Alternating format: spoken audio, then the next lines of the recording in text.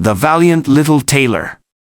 One summer's morning a little tailor was sitting on his table by the window. He was in good spirits, and sewed with all his might. Then came a peasant woman down the street crying, "Good jams, cheap! Good jams, cheap!" This rang pleasantly in the tailor's ears. He stretched his delicate head out of the window, and called, "Come up here, dear woman. Here you will get rid of your goods."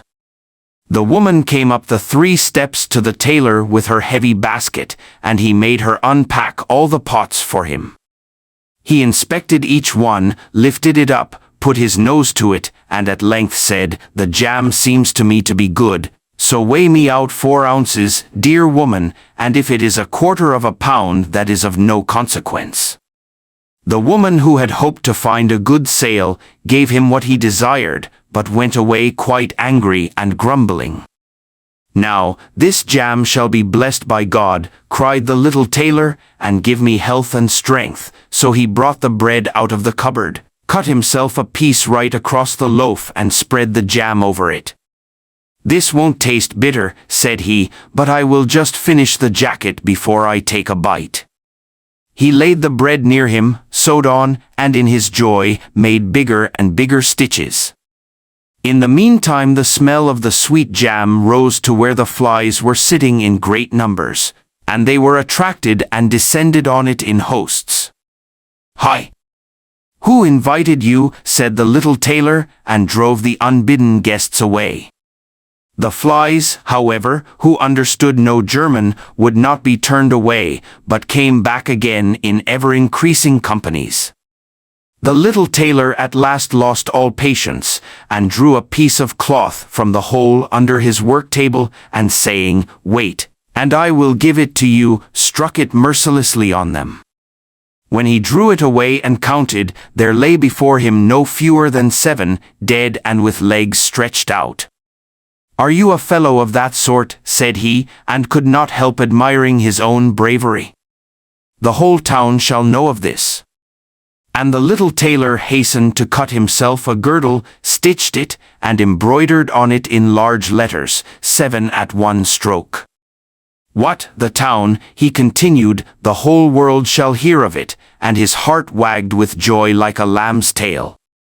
The tailor put on the girdle, and resolved to go forth into the world, because he thought his workshop was too small for his valor. Before he went away, he sought about in the house to see if there was anything which he could take with him. However, he found nothing but an old cheese, and that he put in his pocket. In front of the door he observed a bird which had caught itself in the thicket. It had to go into his pocket with the cheese. Now he took to the road boldly, and as he was light and nimble, he felt no fatigue. The road led him up a mountain, and when he had reached the highest point of it, there sat a powerful giant looking peacefully about him. The little tailor went bravely up, spoke to him, and said, "Good day, comrade. So you are sitting there overlooking the widespread world. I am just on my way thither, and want to try my luck. Have you any inclination to go with me?" The giant looked contemptuously at the tailor, and said, "You ragamuffin! You miserable creature!" "Oh, indeed," answered the little tailor, and unbuttoned his coat, and showed the giant the girdle. "There may you read what kind of a man I am." The giant read, 7 at one stroke, and thought that they had been men whom the tailor had killed, and began to feel a little respect for the tiny fellow. Nevertheless, he wished to try him first, and took a stone in his hand and squeezed it together so that water dropped out of it. "Do that likewise," said the giant, "if you have strength." "Is that all?" said the tailor. "That is child's play with us," and put his hand into his pocket, brought out the soft cheese, and pressed it until the liquid ran out of it. "Faith," said he, "that was a little better, wasn't it?" The giant did not know what to say, and could not believe it of the little man. Then the giant picked up a stone and threw it so high that the eye could scarcely follow it. "Now, little mite of a man, do that likewise, well thrown," said the tailor, "but after all the stone came down to earth again. I will throw you one which shall never come back at all," and he put his hand into his pocket, took out the bird, and threw it into the air. The bird, delighted with its liberty, rose, flew away, and did not come back. "How does that shot please you, comrade?" asked the tailor. "You can certainly throw," said the giant, "but now we will see if you are able to carry anything properly." He took the little tailor to a mighty oak tree which lay there felled on the ground, and said, "If you are strong enough, help me to carry the tree out of the forest." "Readily," answered the little man, "take you the trunk on your shoulders, and I will raise up the branches and twigs. After all, they are the heaviest." The giant took the trunk on his shoulder, but the tailor seated himself on a branch, and the giant, who could not look round, had to carry away the whole tree, and the little tailor into the bargain. He behind was quite merry and happy, and whistled the song. 3 tailors rode forth from the gate, as if carrying the tree were child's play. The giant, after he had dragged the heavy burden part of the way, could go no further, and cried, "Hark you, I shall have to let the tree fall." The tailor sprang nimbly down, seized the tree with both arms as if he had been carrying it, and said to the giant, "You are such a great fellow, and yet cannot even carry the tree."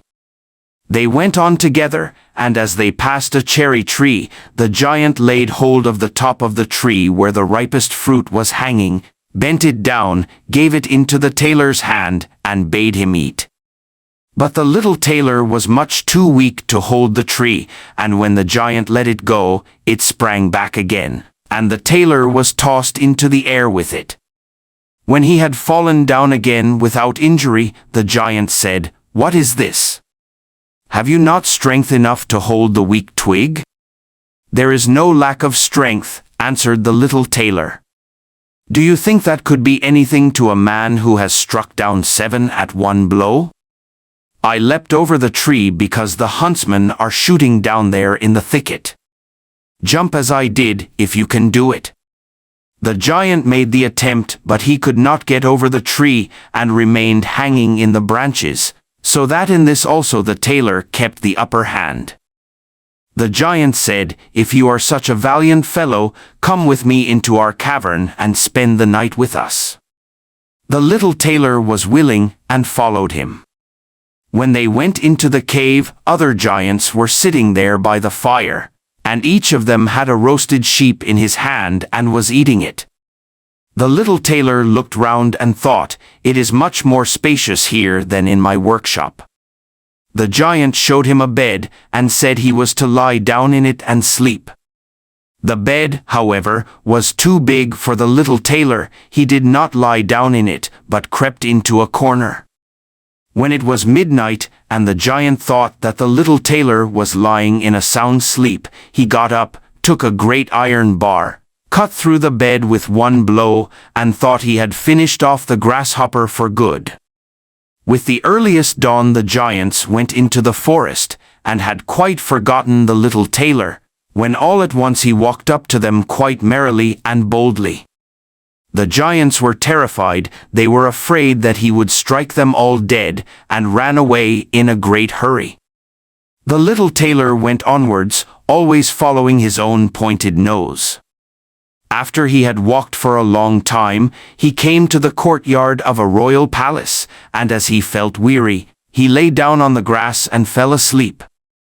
Whilst he lay there, the people came and inspected him on all sides, and read on his girdle, 7 at one stroke.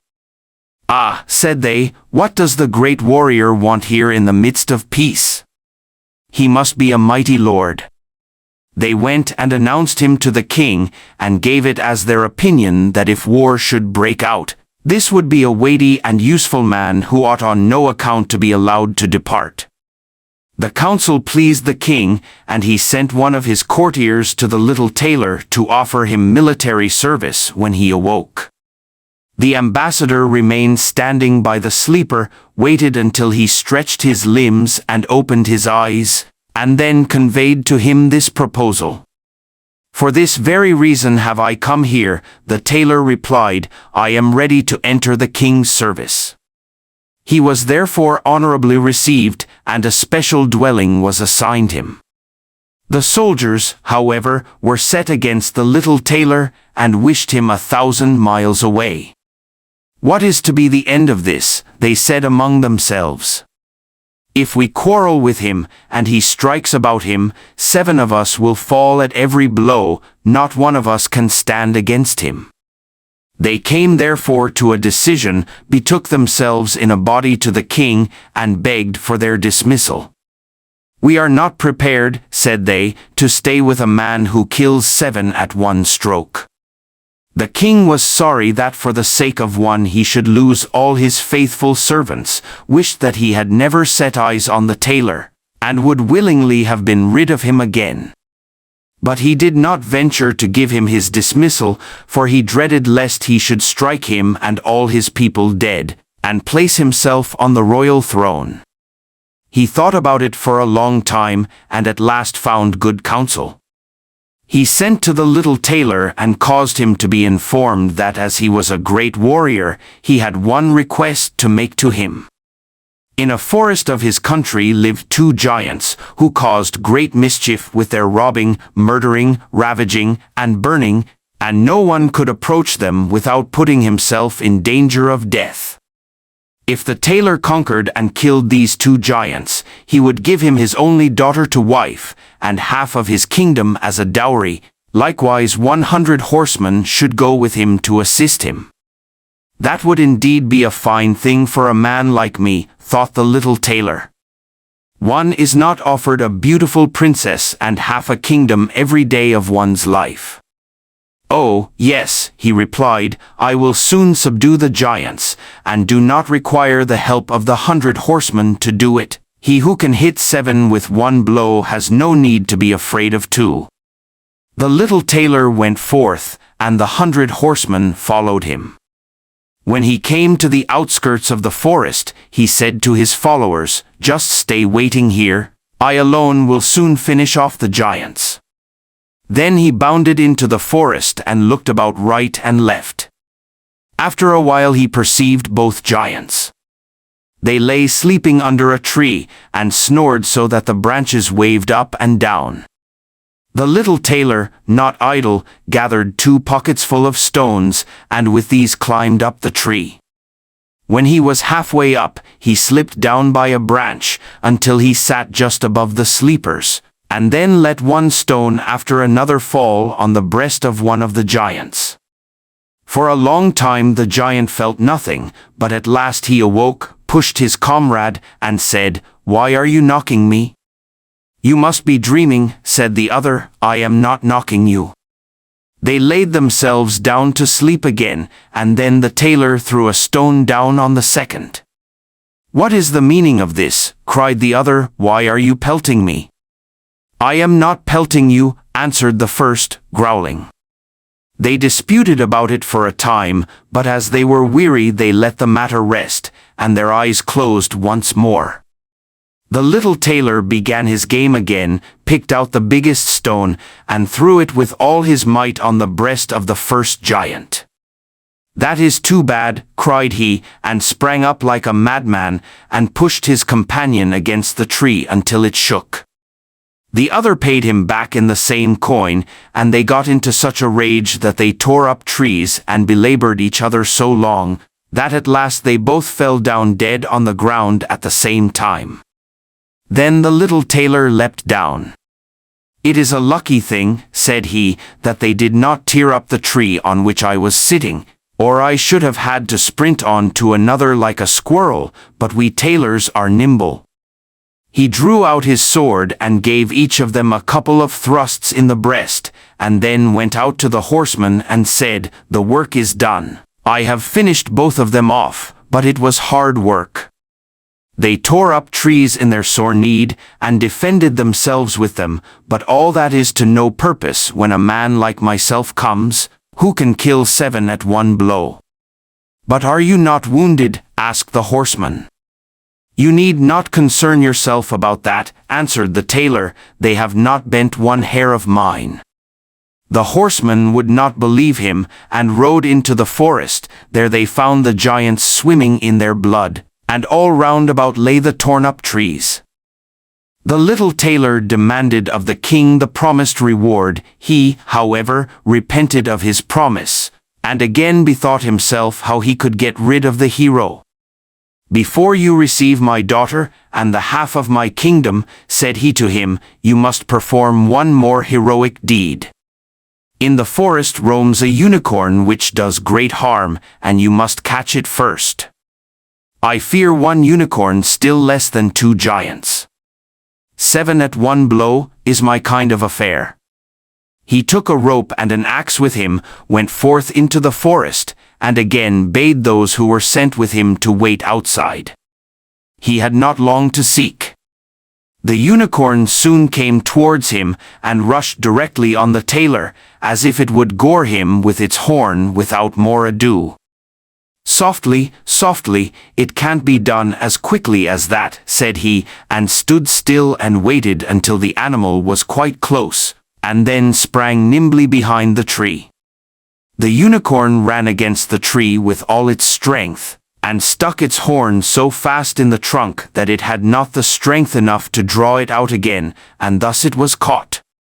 "Now, I have got the bird," said the tailor, and came out from behind the tree and put the rope round its neck, and then with his axe he hewed the horn out of the tree, and when all was ready he led the beast away and took it to the king. The king still would not give him the promised reward, and made a third demand. Before the wedding the tailor was to catch him a wild boar that made great havoc in the forest, and the huntsmen should give him their help. "Willingly," said the tailor, "that is child's play." He did not take the huntsmen with him into the forest, and they were well pleased that he did not, for the wild boar had several times received them in such a manner that they had no inclination to lie in wait for him. When the boar perceived the tailor, it ran on him with foaming mouth and whetted tusks, and was about to throw him to the ground, but the hero fled and sprang into a chapel which was near and up to the window at once, and in one bound out again. The boar ran after him, but the tailor ran round outside and shut the door behind it, and then the raging beast, which was much too heavy and awkward to leap out of the window, was caught. The little tailor called the huntsmen thither that they might see the prisoner with their own eyes. The hero, however, went to the king, who was now, whether he liked it or not, obliged to keep his promise, and gave his daughter and the half of his kingdom. Had he known that it was no warlike hero, but a little tailor who was standing before him, it would have gone to his heart still more than it did. The wedding was held with great magnificence and small joy, and out of a tailor a king was made. After some time the young queen heard her husband say in his dreams at night, "Boy, make me the doublet and patch the pantaloons, or else I will wrap the yard measure over your ears." Then she discovered in what state of life the young lord had been born, and next morning complained of her wrongs to her father, and begged him to help her to get rid of her husband, who was nothing else but a tailor. The king comforted her and said, "Leave your bedroom door open this night, and my servants shall stand outside, and when he has fallen asleep shall go in, bind him, and take him on board a ship which shall carry him into the wide world." The woman was satisfied with this, but the king's armor-bearer, who had heard all, was friendly with the young lord, and informed him of the whole plot. "I'll put a screw into that business," said the little tailor. At night he went to bed with his wife at the usual time, and when she thought that he had fallen asleep, she got up, opened the door, and then lay down again. The little tailor, who was only pretending to be asleep, began to cry out in a clear voice, "Boy, make me the doublet and patch me the pantaloons, or I will wrap the yard measure over your ears. I smote 7 at one blow.